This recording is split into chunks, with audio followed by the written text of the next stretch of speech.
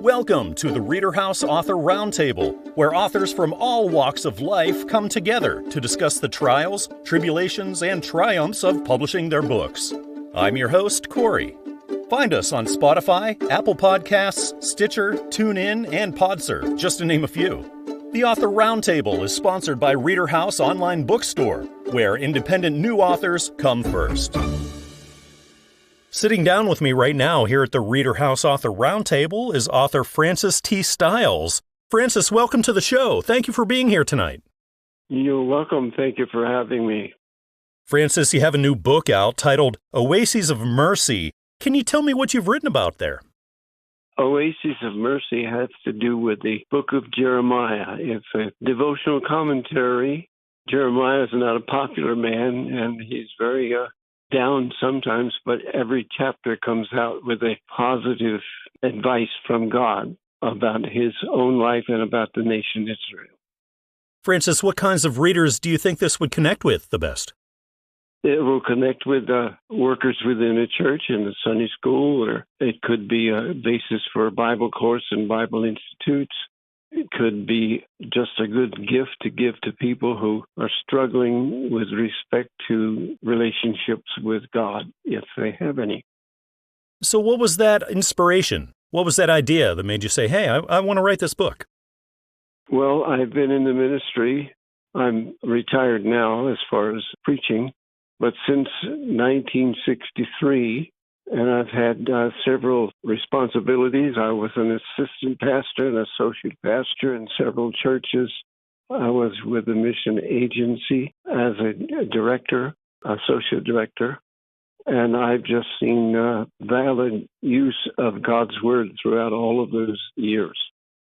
Francis, what does your writing background look like? Are you experienced in this kind of thing? Oh, well, I have a whole big pile of notes from the preaching. I've done a lot of writing. Every week I would put an essay on the back of the bulletin. I would say that the qualifications are there. I was at Wheaton College and Dallas Theological Seminary and also Luther Rice. And all of these were not easy places. There were good teachers and missionaries and pastors, all of whom I drew upon for my own ministry. Once you started working with your publisher, Newman Springs, what did you find the most challenging part about that publishing process for you?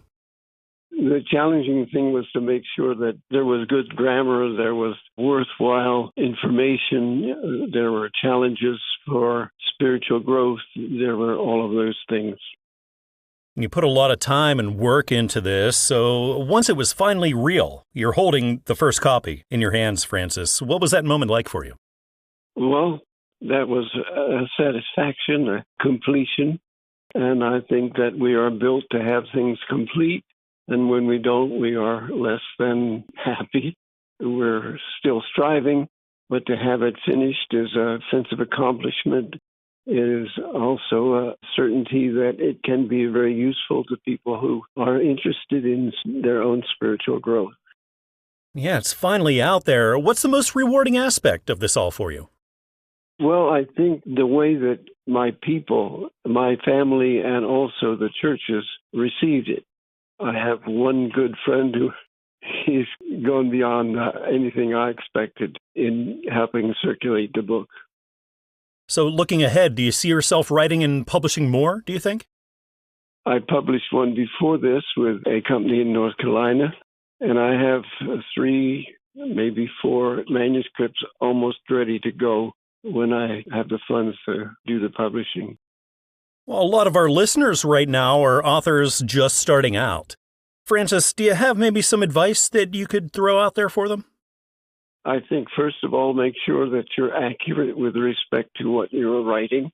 I think also that you expect your reader to be more than just superficial, and lead them on into deeper understanding of your topics, of your challenge, of how you will respond to questions and interest in your book. Again, this book is titled Oases of Mercy. It's written by Francis T. Stiles and published by Newman Springs Publishing. So pick it up at places like Amazon, Barnes & Noble, iTunes, and traditional brick-and-mortar stores. Francis, thank you so much for coming on the show. It's been really great to talk with you tonight. You're welcome. Thank you.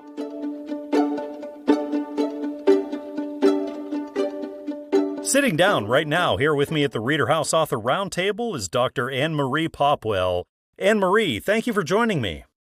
Thank you for having me.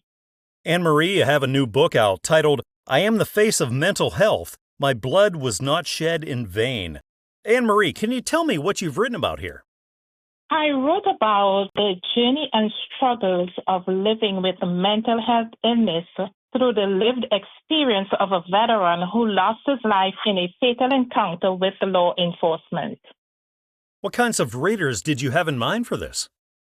The targeted readers are families who lost their loved ones through homicide, those who know someone with a mental illness or a mental health condition, veterans, medical community, social services, and law enforcement.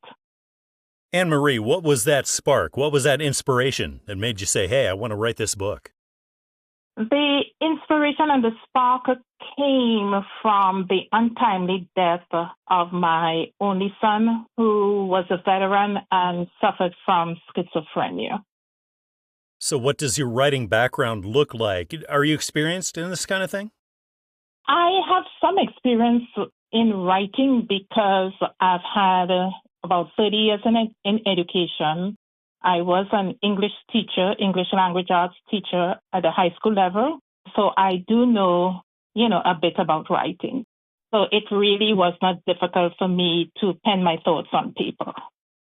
Once you got started writing it, clear up through the publishing process and everything, was this a really long process overall for you?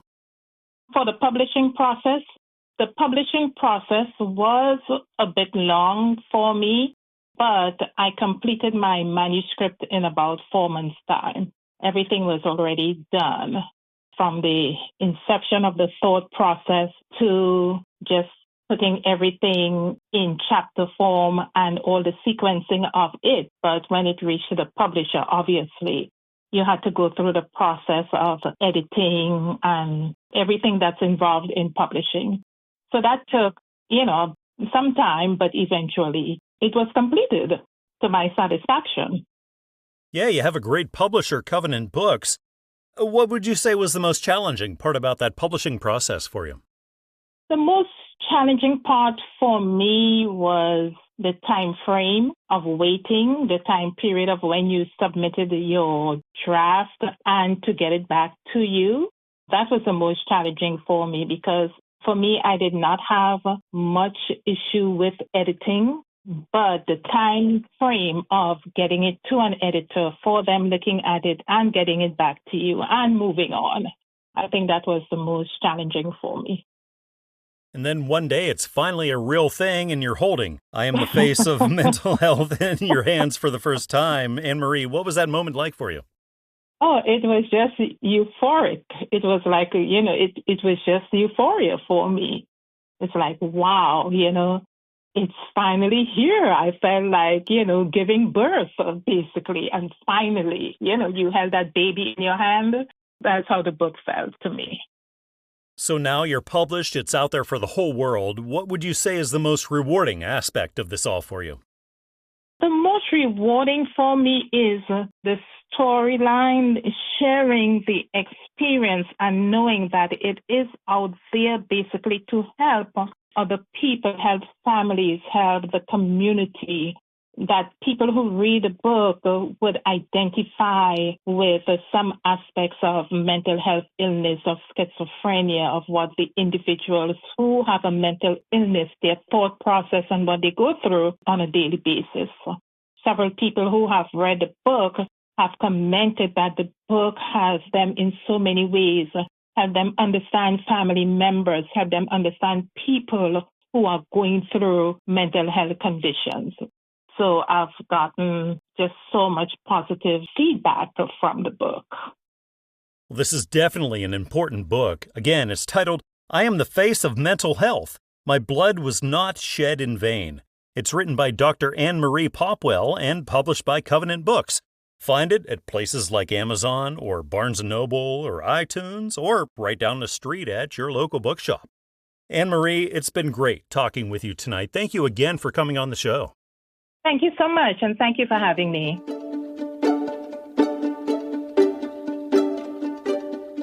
The Book of Tribulations is the new book by Charles Bankston, and this is a heartfelt guide through trials, faith, and spiritual growth. We're going to talk all about it. The author, Charles, is here with me. Charles, welcome to the show. Thank you so much for being here with me tonight. Thank you for having me, and let's get on. Charles, can you tell me what you've written in the Book of Tribulations? Yes, basically it's a book about emotional plea for righteousness and what it means to be in tribulation and how to respond to it. A lot of it is from my point of view, and you're going to be struggling and having a hard time, and you need encouragement. You need to know what's going on, and that's what this book does. It sounds like a book that is best for believers, Charles. Is that accurate? Oh, yes. Believing in God is fundamental to the book. If you believe that God brings tribulations to make you, to sanctify you, then this book is definitely for you. No, it's going through the process of sanctification is not easy. It's basically a time when God is trying to get rid of your flesh and make you a spiritual person. And he does that by sending you tribulations and hardships to make that happen. And how we respond to it is extremely important. And what this book does is it teaches you how to respond to it. It teaches you, it encourages you to keep your faith and to know that your struggles are not solely yours, that people go through this all the time, and it is hard for them. And no matter how many times they go through it, it's extremely difficult. What was that inspiration, Charles? What was that idea that made you say, hey, I got to write this? Actually, it was the book of David. Reading the Psalms, you could really feel David's hurt and his plea for help and the tribulations that he was going through. But I didn't quite understand the idea of everyone trying to kill him. It was more of a spiritual warfare or, a battle. And I wanted to write that because people could understand and relate to that a whole lot more and not go through that time just kind of like, okay, well, it's kind of like mine, but I'd rather have something that people could read that say, I know exactly what that feels like. I went through that. I'm going through that myself. They can relate to it and they can hear my testimonies and their faith can increase. So it's a faith builder. Charles, what does your writing background look like? Do you have experience doing this kind of thing? Not that thing, but I do have experiences in making stories and fictional stories. It was kind of like a little bit out of it's not my particular jam. It wasn't my particular jam, but I've been getting better at it as the time's going by. I do like this too. So once you started writing the Book of Tribulations, was this a long journey for you overall, the writing, publishing, and everything? Well, the writing part, I have 3 books like this one scheduled to be made. I'm done with book 2. I need to get it published. It was very easy. I mean, the words, I was coming to God and I was constantly asking God to fill me with the Holy Spirit and, have me what I say the Holy Spirit can teach others. And it just came very naturally. I mean, it only took 9 months to write the first book and it took a little bit longer it was pretty quick. So you had your book written, you started working with your publisher, Christian Faith, but what did you find to be the most challenging part about that publishing process for you? The most challenging process was kind of like just the waiting. It took a whole lot longer to publish the book than write book. But, it's my first book, so I have no clue I still have no clue what to expect. So it's kind of one of those things where it was just a learning process and I kept my hopes and ideas reserved because I just didn't know what to expect. So if somebody approached you, they said, hey, I want to write a book, what advice would you give me? Charles, what would you tell them? I would honestly say, what type of book do you want to write? Because if it's one about faith like mine, was just pray and depend on the Holy Spirit to give you discernment and fill your mind with the words that you want to use. You really need that because the thing is that, it's like you won't know yourself. And if you depend on the Holy Spirit, he'll give you the words.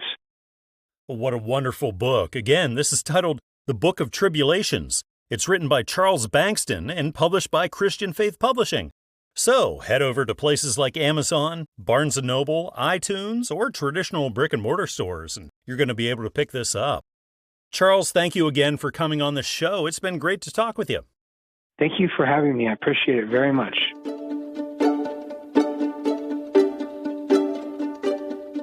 The new book by Isaac Amata is a spiritual memoir chronicling divine encounters and global ministry. The name of the book is How God Took Me to Hell, Heaven, and the Middle East. I'm really delighted to be speaking with the author, Isaac, right now here at the ReaderHouse Author Roundtable. Isaac, welcome to the show. Thank you for joining me today. Thank you so much. I appreciate the opportunity, and I'm glad to be on this platform. Isaac, can you tell me what you've written about and how God took me to hell, heaven, and the Middle East? So my name is Isaac Amata. I'm from Nigeria. I'm a chaplain, and I am the author of How God Took Me to Hell, Heaven, and the Middle East. So it's a spiritual memoir about my encounter that I had in the year 2000 when angels appeared in my home in Lagos, Nigeria. I was in the living room and my wife was in the bedroom. And then I had an encounter of a trance. And you see, what a trance is when your spirit is taken out from your body. And you are not dead, you are not alive, but you see that your body is on the bed, but your spirit is no more in your body. So this is what I had in the year 2000. Isaac, what kinds of readers were you having in mind for this? So when I wrote this book, the kind of readers I'm having in mind are those who are basically people that are Christians, those who are spiritually inclined about the supernatural. So the readers that I have in target are the religious people that are inclined towards supernatural encounters. So you've had these amazing experiences. What was that inspiration that made you say, hey, I got to write a book about all of this? So like I kindly noted in the beginning, my encounter was I was taken into hell in 2000 and I was taken into heaven in 2004 when two angels appeared. So this inspiration for this encounter was what happened to the Apostle Paul in the epistles when he said, I know of a man who was taken and was shown things. So he was talking about himself. So when I read about this encounter that Paul had, I said, wow, I have the same experience. So if Paul can write about his own encounter when he was taken into the third heaven, I also have to write down what I saw in heaven. I saw in hell in 2000 and then in heaven in 2004. So have you been published before this, or is this kind of a new thing for you?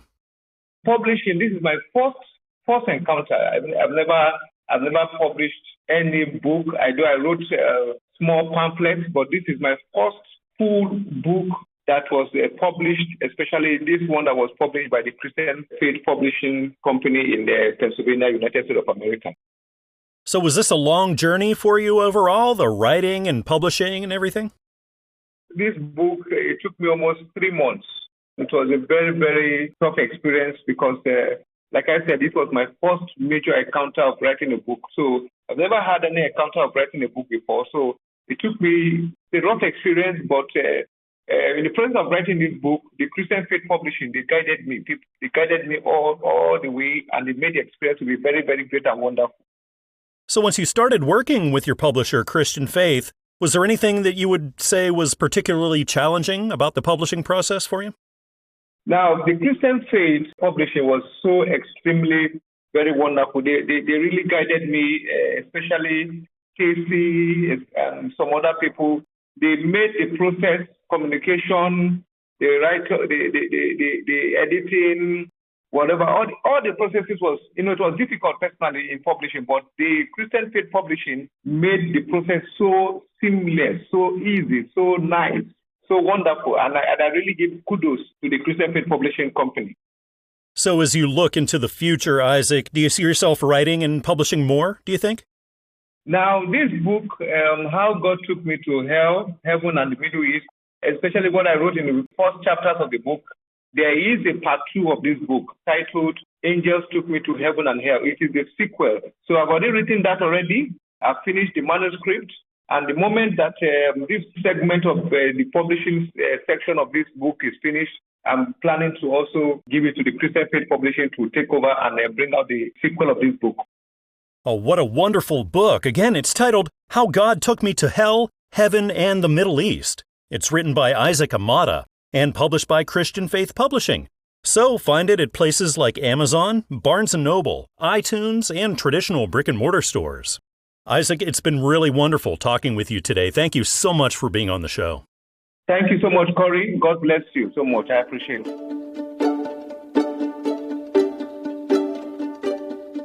Joining me right now here at the ReaderHouse Author Roundtable is author DEVONA Daugherty. DEVONA, welcome. Thank you so much for joining me. Thank you for having me. DEVONA, you have a new book out titled A Long Foggy Road, A Journey of the Heart. Can you tell me what readers can expect here? It's an opportunity to slow down and look inward at just past hurts that maybe were inflicted by someone else or most likely inflicted by yourself, and just an opportunity to acknowledge those wounds and an opportunity to begin to heal them. What kinds of readers do you think this would connect with the most? I think all readers. I think we all have wounds in our lives from just life, and I think everybody needs that reminder to slow down and allow healing to take place. And what was that spark, that inspiration that made you say, hey, I want to write this book? I was dealing with my own wounds. A lot of it's written from an introspective point of having to walk through sexual abuse as a child and abuse from parents and just a lot of self-inflicted abuse. And as I walked through that journey and just found freedom and healing, I wanted that for everyone I knew around me to also get to experience that freedom. So when it comes to writing and publishing, DEVONA, have you done this kind of thing before, or is this kind of a new thing for you? It was a brand new thing for me. I had never done it before, but it's been a fun experience. Being your first one, was this a long process for you overall, the writing and publishing and everything? The writing went really quickly, faster than I thought it would, but I just it had rolled around in my mind for a while, and then at the beginning of COVID, when we were home and when the pandemic had struck and we were home, I was a teacher and I was home a lot and I had time. I just sat down and started just letting it flow. And so it went pretty quickly on the writing part. And then I drug my feet a little bit on the publishing side just because I was so unfamiliar with how that process works. But then just was like, okay, I'm going to take a chance and put it out there and see what happens. And it's been a learning experience and something I look forward to getting to do again. And you have a great publisher, Christian Faith. So once you started working with them, what would you say was the most challenging part about that publishing process for you? Probably the most challenging part was having to go back and really reread my own work. It was a critical eye. That was a whole new experience. I have an education background as an English teacher, so I was always very familiar with reading other people's works again and again as I critiqued them, but having to do that with my own work was a little more difficult than I thought it would be. Then I could only imagine what was going through your head whenever the first copy came in and you're holding A Long Foggy Road in your hands for the first time, DEVONA. What was that moment like for you? It was very humbling to see my words in print. It was a humbling experience, just knowing that God had gifted me with this opportunity, and it was humbling, it was joyful, definitely something I want to do again. You said you want to write more, so do you have some things planned? I have a few. I probably will write in that same devotional pattern again. When I realize how small I am and how big God is, He tends to talk to me. And I had the privilege this past fall of doing a week-long trip through New England in the fall, and He just really, really spoke to me through all of the colors, the nature. And so, yeah, I'm really excited just to talk about how unique the world is around us, that we too are uniquely made. DEVONA, a lot of our listeners are authors just starting out. Would you maybe have some advice that you could offer to them? I would say to new authors that are out there that it's okay to step out. You're not going to fall. You're not going to fail. Believe in yourself. You have a gift and believe in it. I held myself back for a long time because I wasn't willing to believe in myself, and I wish somebody had come along and told me sooner, believe in yourself. Well, I've talked with a lot of authors here over the years, and I've noticed how many of them also love to read. DEVONA, would you call yourself an avid reader? I am. I'm an avid reader, and I have about an hour and a half commute each day back and forth to work one way. So I'm also an avid listener of books. I probably listen a little more now than I read just because time will watch that. But I love to read. I love to learn. I'm a lifelong learner. So anytime I get a chance to learn something new, that's my passion. Well, what a wonderful book. Again, this is titled A Long Foggy Road, A Journey of the Heart. It's written by DEVONA Daugherty and published by Christian Faith Publishing. Pick it up at places like Amazon, Barnes & Noble, iTunes, and right down the street at your local bookshop. DEVONA, thank you again for coming on the show. It's been really nice to talk with you. Thank you so much.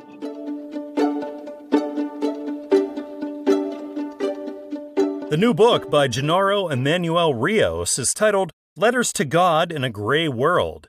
And we're going to talk all about it. Genaro is here with me at the ReaderHouse Author Roundtable. Genaro, thank you for joining me. It's really nice to talk with you.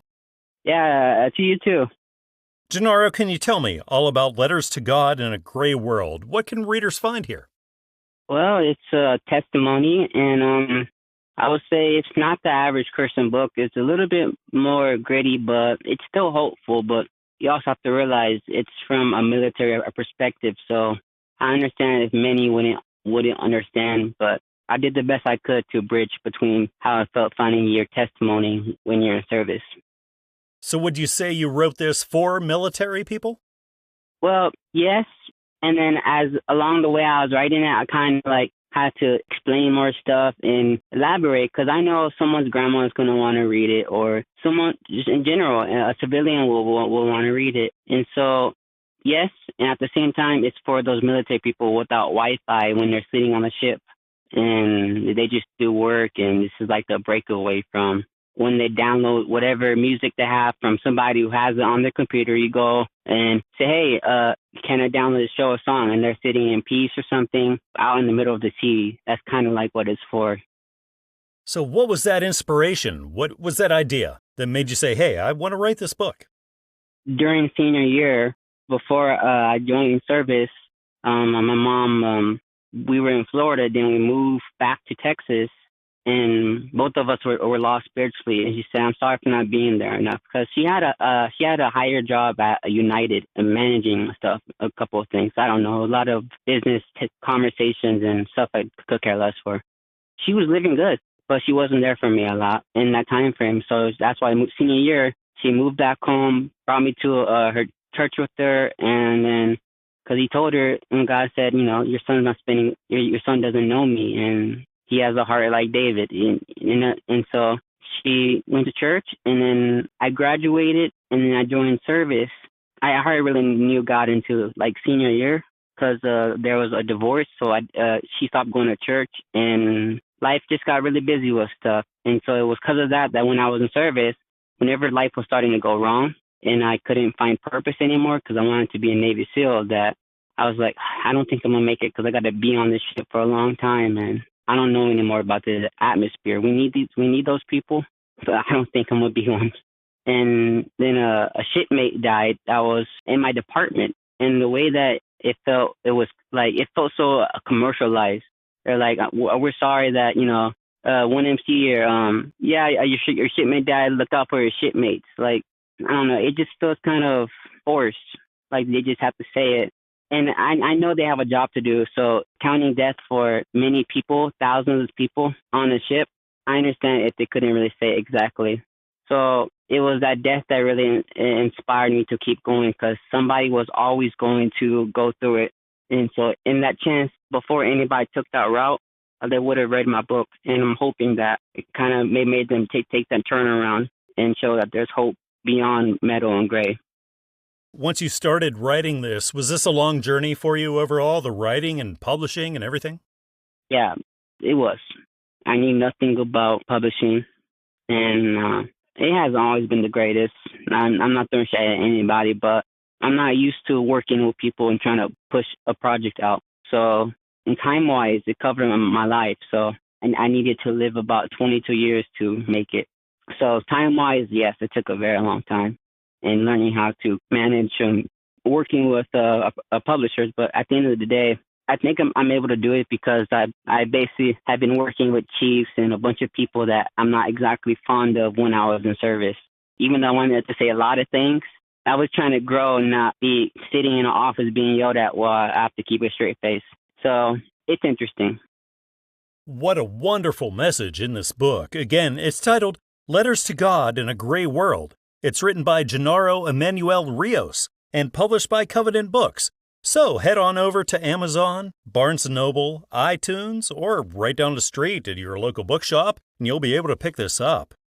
Genaro, thank you so much again for coming on the show. It's been great talking with you. Yeah, to you too.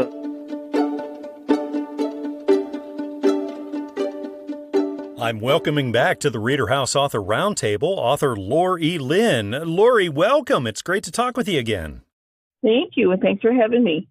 Lori, the audiobook edition of your novel, The Twisted Rose, a home office lord's novel, is out now. I can't wait to hear all about it. Can you tell me what's in this book? Well, this is a continuation, but it can be read by itself. My home office lords sections where we are trying to catch a bunch of the culprits that are trying to undermine the government between England and its allies in about 1865, 1866, that era. And it's about one of the home office lords is sent off on a mission to track down a shipping company and to determine if it's a good company or if it's a company that became successful by various bad means, but it's a good company. So it's the young Lord Edgar, who is the nephew of the person in the very first book. It's his job to track down the shipping company. We've talked a lot about this series before, but again, who is this series for? Would you say it's historical fiction fans? Yes, it's historic fiction with just a little bit of romance in it. So it's got more history type and storyline and drama and action in it than it does romance. But it has just enough romance, like, holding hands and people getting engaged. So it's a clean book. But I have everywhere from teenagers that read it. I've got a handful of guys that have been doing reviews for me. I like stories where the good person wins and the bad guy gets it. So how do you keep those ideas going, Lori, to write that next book? Well, part of it is if a character has been found in one of the earlier books. Whenever I read a book, I have to get to the end and I'm like, well, what about happened to that person over there that was in the book? So this is a continuation. So Edgar was in the first book where he was, questioning who he was and what he should do with his life. And now he's found his way and he's working with the home office and he finds the love of his life in this book. I like the stories where we find out what happens to the characters from before. So now this is a character now who gets his own book. So as you keep writing, do you find the writing process to get easier as you go? Oh, definitely. My biggest thing is that if I am referring back to another book, I have to go back and make sure that I didn't screw up my timeline or my travel dates. But that's probably the most challenging part, plus the fact that this books 3, 4, and 5 actually happen at the same time. It follows the path of a different home office lord. So, and that crossover was pretty challenging with these 3 books. But by the time we got done with it, I think I had it down pretty good. I know that publishing process can be so challenging, the editing and everything. So are you finding that to be easier as you go? Are things getting smoother? I think it is. One of the things that if you're writing a series is for any author is to keep track of what they've used before. Keep track of your hotels or your inn names, your tavern names, your character names, so that you aren't, I don't know about you, but it aggravates me when I read a book where the characters are all mixed up. And it's like, wait a minute, that's not the right person. So when you're doing a crossover, especially, it's a matter of keeping track of your characters and even your sub-characters so that you aren't mixing them up, because a good reader is going to catch that. So when you go to do an audiobook edition of this, is it hard to find that right voice that you were looking for? I've listened to audiobooks as well. I mean, I like reading out loud myself, but I can tell you that I have a voice that puts people to sleep. And so I want to find an audio actor, a voice actor, who will keep that interest alive in the book, but also differentiate between the characters. So it can be pretty challenging. An audiobook network is really good about helping you find that person. They ask you questions about what you're looking for. They ask you to sample a couple different people that they send you, and then you pick from there. And then it goes to a 15-minute section, and you can still say yes or no to that person, because one of the ones, I had to actually have them choose someone else, because when it went to the 15-minute section, it sounded like they had gone to an AI. with the computer doing it for them. And I'm like, I don't want that. I want the emotion. I want the feeling and the excitement that's going on in the story to come through in the voice actors. And the Audiobooks Network so far has been pretty good about helping me find that person that does a good job. Well, what a great book and what a great series. Again, this is titled The Twisted Rose, a Home Office Lord's novel. It's written by Lor E, Lynn, and it's available at the Audiobook Network. So go to places you usually go to get your audiobooks, like Audible, iTunes, and Amazon. Lor E, as always, it's been great to talk with you. Thanks again for coming on the show. Thanks, Corey. Thanks for inviting me on.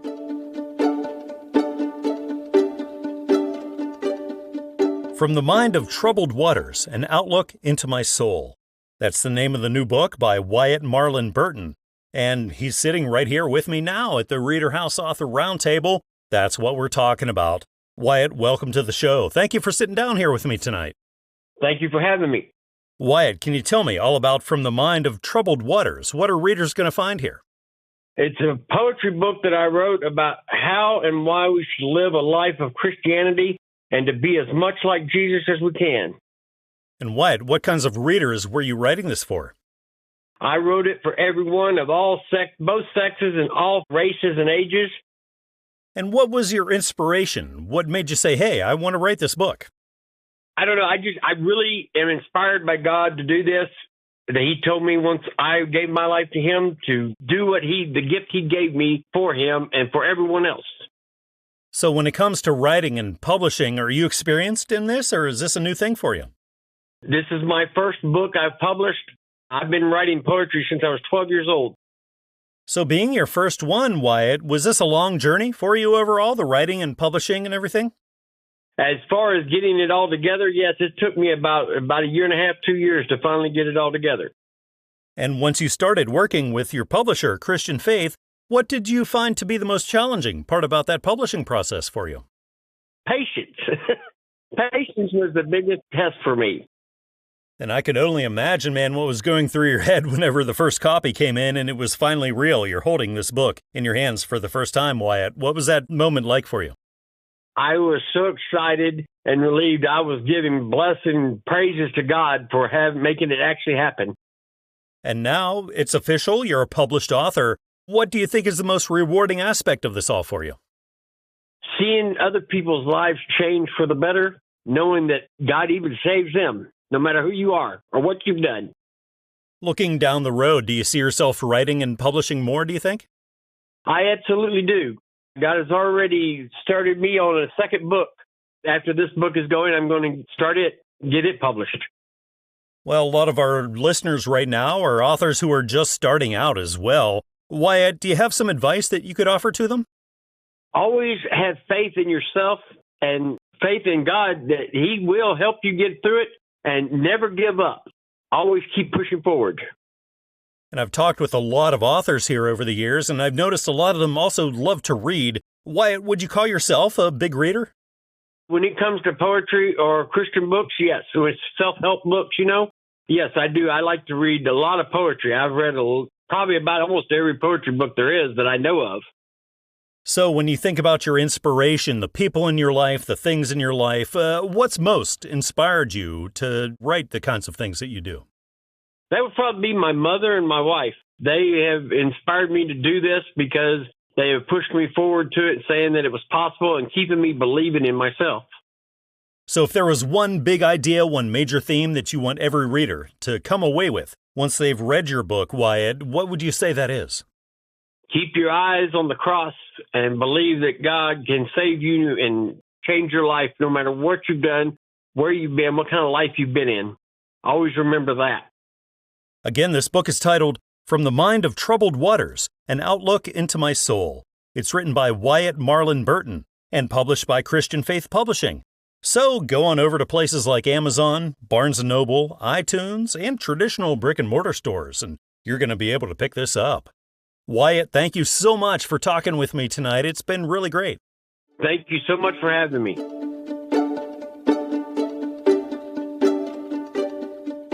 Author Rick D. Bawcom has written a guide that invites believers into a more intimate life of prayer. The book is titled Effectual Prayer Nourished in the Heart by Christ. Rick is here with me now at the ReaderHouse Author Roundtable, and we're going to talk all about it. Rick, thank you for joining me tonight. Yes, it's a great privilege. Rick, can you tell me all about what you've written in Effectual Prayer Nourished in the Heart by Christ? I appreciate that. The burden of my heart in the book, I was a pastor most all my life and, of course, dealt with a lot of struggles that people had with prayer. And I did a whole series on prayer. This topic was pleasing with God.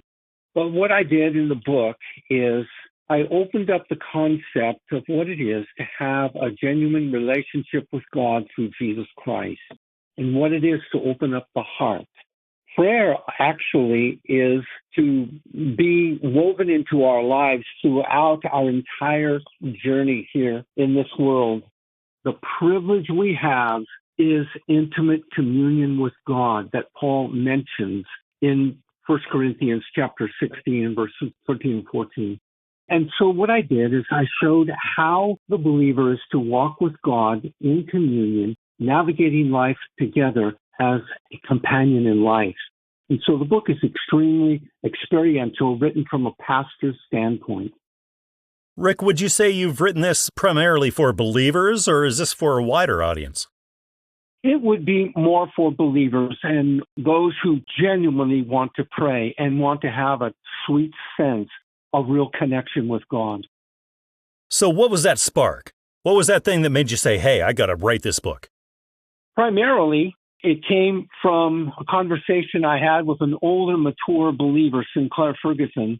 He mentioned a book that he really gripped his life. It was John Owen on Communion with God, where it speaks of Trinitarian communion. Later on, I did a series, like I said, and now that I am 72 years old, I look back and I thought, what could I do that would be a help to the Christian community in our day to know what it is to pray, to know what it is to have a meaningful prayer life, and genuinely have soul-enriching communion with God. That was the spark in my soul, the longing in my heart that brought me to the writing of this book. What does your writing background look like? Do you have experience doing this kind of thing? No, I just had experience preaching and bringing out the Word of God, in a real practical way for the people of God. So being your first one, was this a long process for you, the writing and publishing and everything? Yes, it actually began way back in, I guess it would be 6 years ago. I started writing. My wife and I lived in Nevada. We were doing foster care. We had 48 kids come through our home. And in the midst of that, I had the burden to start writing the book. It was a bit of a challenge. My son-in-law, who lives out in the Kansas City area, and my daughter said, listen, it's time for you to come out and just invest in your grandchildren out here and write the book. Don't worry about anything. Just write the book. And that's what allowed me to devote a year of my time to finishing the book. Well, a lot of our listeners right now, they're aspiring authors. They have stories to tell, things to write as well. Rick, do you have some advice that you could offer to them? Well, I would say what I did is I thought through what are difficulties and struggles that people have, and how can I put my experience, my understanding, the things that I know, into a way that is an asset, is an encouragement, and solves problems and ignites a sense of gratitude for direction in an area where there was perplexity or confusion. That was something that I did, and I think that's a very helpful course. It's not the only course, but that's the course that really moved me, is helping to solve problems. Well, it sounds like believers are going to find a lot in the pages of this book. Again, it's titled Effectual Prayer Nourished in the Heart by Christ. Lord, Teach Us to Pray, Luke 11:1. It's written by Rick D. Bawcom, published by Christian Faith Publishing. Pick it up at places like Amazon, Barnes & Noble, iTunes, and traditional brick-and-mortar stores. Well, Rick, it's been really great talking with you tonight. Thank you again for coming on the show. Oh, this is a blessing. Thank you so much.